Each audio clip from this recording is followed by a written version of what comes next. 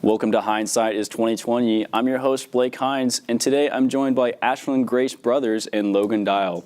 Today we'll be talking about the one and done rule in college basketball.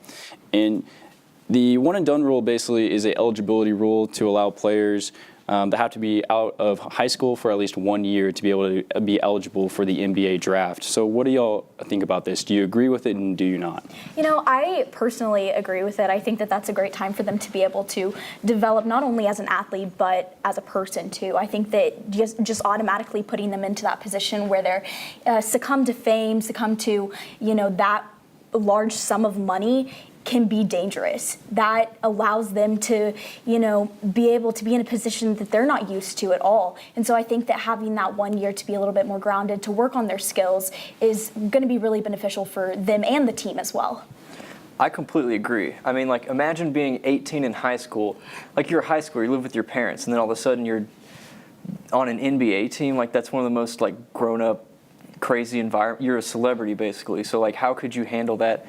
I mean, obviously they're still young at 19 coming out of college, but at least you have a year of college under your belt, or at least a year of not living at home under your belt to just adjust to an adult lifestyle. I think that makes sense. Okay, and I mean the universities that the athlete attends, they obviously gain a lot of revenue, especially if they're at a top school. So do you think the player benefits, the NBA, or the university, and the talent and the academics? I think the player benefits. I think the NBA benefits too because they're getting